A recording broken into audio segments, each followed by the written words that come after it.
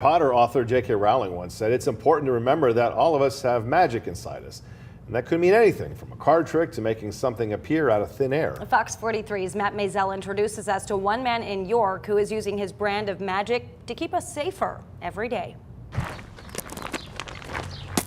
I know they were back here. Hitting the pavement, knocking on doors. I'm going to go back in the alley real quick. Good old-fashioned detective work. No, yeah, it's fine. Actually, it was very helpful, so we appreciate that. Listen.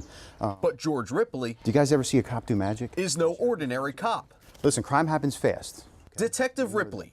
Magic happens even faster. York's finest. How many cards did you witness in my hands? Magician? Feel, does that look like a real queen? Touch it. It looks real, watch. We deal with deception every day, you know what I mean? Like, literally, people lie to us almost all the time. Basically, that's the majority of the job, is them lying. What happened? I was kidding, yeah. Ripley takes magic with him wherever he goes. On this day, it's a crime scene in York. He and partner Tim Schermeyer are looking for clues in a recent homicide. You weren't around when that shooting happened, were you? Back a couple weeks ago. And even if you weren't, I'm just gonna wiggle just like this. Watch, just watch, and it just happened. Detective George Ripley makes you believe it or not. It's kind of I'm gonna take you out of it. Ready? It's funny because magic is a deceptive art by its nature. It's a performance art, but it's the art of it's a deceptive art. It's the art of deception, okay? Because you're using obviously sleights and trickery and mind tricks to create an illusion that's strong. A lot of times, Detective Ripley will actually use magic inside the interrogation room to loosen up the atmosphere with a victim or even a suspect. He says he comes in with 2 items, a notepad and a deck of cards.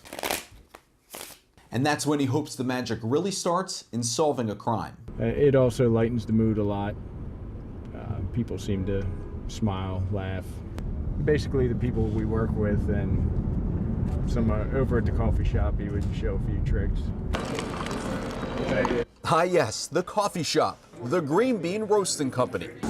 A chance for George to refocus, both on his job, Drop some wherever you like, and his craft. I started doing magic when I was 16 as a hobby. And I just kept doing it, sleight of hand stuff, cards, coins. And I had children, and it was natural to want to, what dad doesn't do something, like hide something from the kid and make it appear. None chance. Oh, 6 of clubs, you're right. Darn. Okay, well, put your hand up, Father Sam. Thank you very much. Turn it over. How's it look? Yeah, it's kind of weird, right, how that works. Ripley didn't bring his tricks to work, though, until January 2016. He says it was a way to relieve stress during a bad month of gun violence. Now, cards don't leave his hand. Back in the cruiser, It is my fidget spinner. Ripley shuffles to his next stop. It's like OCD almost. But back on the street, Yeah, it would have been nice to have cameras right here.